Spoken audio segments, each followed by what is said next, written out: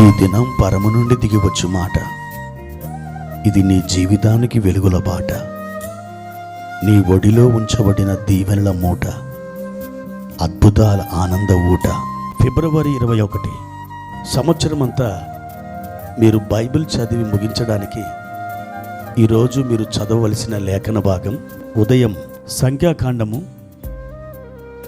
1 మరియు 2 అధ్యాయములు, సాయంత్రం మార్కు సువార్త 3వ అధ్యాయము 1 నుండి 19వ వచనం వరకు.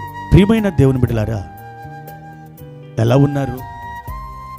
ఈ ఉదయం మీరు అద్భుతమైన సంతోషకరమైన ఆలోచనలతో మీ పడకల మీద నుండి లేచి ప్రభు సన్నిధికి వెళ్ళి ఆయన సన్నిధిలో ప్రార్థించారని నేను విశ్వసిస్తున్నాను. ప్రభు మిమ్మల్ని అలాగూ చేయునుగాక. ప్రియ దేవుని బిడ్డలారా, మన దేవుడు మన ప్రార్థనలకి జవాబులిచ్చే దేవుడు. ఆయన అన్నాడు, నాకు మొర్రపెట్టుము, నేను నీకు ఉత్తరమిచ్చేదను అని ఆయన సెలవిచ్చారు. నాకు మొర్రపెట్టుము అని ఆయన చెప్పాడంటే తప్పకుండా మన మొరలు విని మన మొరలకు ఆయన జవాబు ఇవ్వాలనే ఉద్దేశంతో ఆ మాట ఆయన చెప్పి ఉన్నారు. కాబట్టి మనం నిబ్బరముగా ప్రభు సన్నిధిలో యథేచ్ఛగా ప్రార్థించవచ్చు.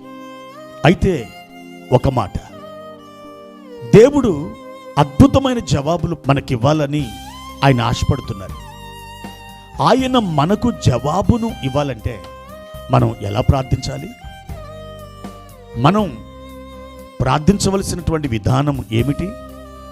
ప్రియ దేవుని బిడ్డలారా, ఆయన విశ్వాస సహితమైన ప్రార్థనలకు జవాబులు ఇస్తాడు. విశ్వాసము లేని ప్రార్థనలకు జవాబు ఇవ్వడా? ఇవ్వడు. ఎందుకని? పరలోకములో ఉన్న దేవుణ్ణి ప్రభావితం చేసే ప్రార్థన ఏమిటంటే విశ్వాస సహితమైన ప్రార్థనే.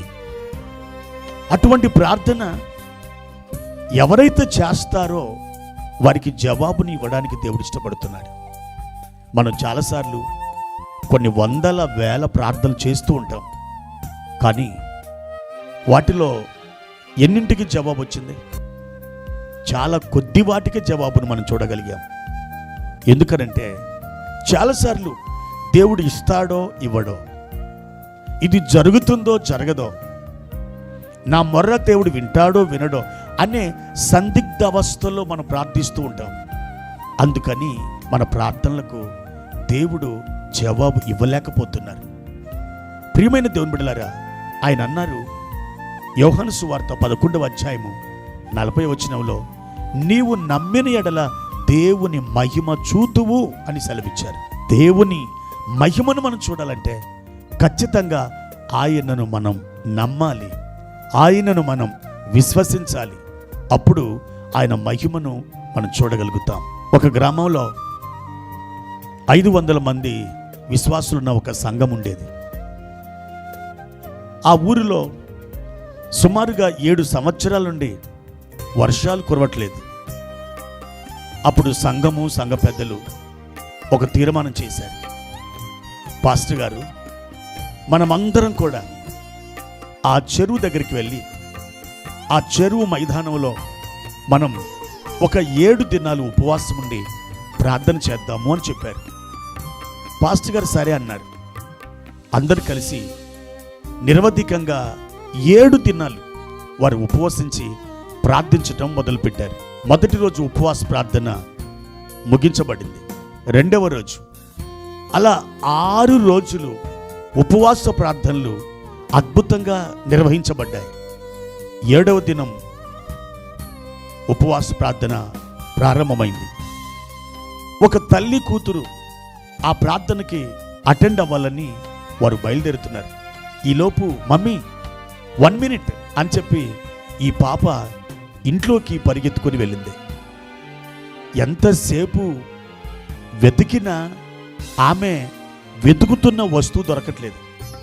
వాళ్ళమ్మ వెనుదిరిగి వచ్చి చిరాకు పడి, పాప ఏం చేస్తున్నవే అని గట్టిగా మందలించింది. అప్పుడు ఆ పాప, మమ్మీ ఇంట్లో గొడుగు ఎక్కడుంది అని అడిగింది. అప్పుడు ఆ తల్లి అంటుంది, గొడుగెందుకే నీకు, ఇప్పుడు ఏమీ వర్షం రావట్లేదు కదా అని ఆ తల్లి ఆ బిడ్డతో అన్నప్పుడు ఆ అమ్మాయి చెప్పిన మాట ఏంటంటే, అమ్మా మనం 7 దినముల నుండి ఉపవాసంతో ప్రార్థిస్తున్న వర్షం కోసం ఈరోజు అద్భుతంగా వర్షాన్ని దేవుడిస్తాడు. కాబట్టి నీవు నేను తడిచిపోకుండా ఈ గొడుగు మనకు కావాలి, అందుకోసమే గొడుగును వెతుకుతున్నాను అని చెప్పిందట. ప్రియమైన దేవుని బిడ్డలారా, 500 మందిలో ఒక్కరు మాత్రమే గొడుగుతో వచ్చారు. అంటే విశ్వాస సహితమైన ప్రార్థన చేస్తుంది కేవలం ఆ ఒక్క పాప మాత్రమేనన్నమాట. దేవుడు మన విశ్వాస సహితమైన ప్రార్థనలకు ఆయన ఎన్నడూ కూడా దాటిపోడు, తప్పకుండా జయమిస్తారు. మీరు కూడా ఒక విశ్వాస సహితమైన ప్రార్థన చేసి చూడండి, దేవుడు మీకు జవాబిస్తాడు. మీరు కూడా అద్భుతమైన సాక్ష్యాలు చెబుతారు. అట్టి కృప ప్రభు మీకు దయచేయునుగాక. ప్రార్థన. పరిశుద్ధుడైన తండ్రి, ప్రేమ కలిగిన దేవా, మీ ఘనమైన నామానికి వందనాలు. నీవు మా ప్రార్థనలకు జవాబులు ఇచ్చే దేవుడవై ఉన్నావు మా తండ్రి. ఇప్పటికే మీ ద్వారా మేము ఎన్నో అద్భుతమైన జవాబులను పొందుకొని ఉన్నాం మా తండ్రి. ఈ ఉదయకాల సమయంలో మేము ఎలా ప్రార్థించాలో, ఎలా మేము మిమ్మల్ని సంతోషపరచాలో మాకు తెలియచేయండి. మాకు అలాంటి నడిపింపును దయచేయండి, మాకు నేర్పించండి. మీ కృప మమ్మలను ఆ రీతిగా ఆవరించునుగాక. మా నాయన, మేము ప్రార్థించిన ప్రార్థనలకు జవాబులు తెచ్చేటువంటి ఒక అద్భుతమైన మీరు కోరుకొనిన విధానంలో అలాంటి ప్రార్థనలు చేయడానికి మాకు సహాయం చేయమని యేసుక్రీస్తు నామములో ప్రార్థించి అడిగి వేడుకుంటున్నాము తండ్రి. ఆమెన్.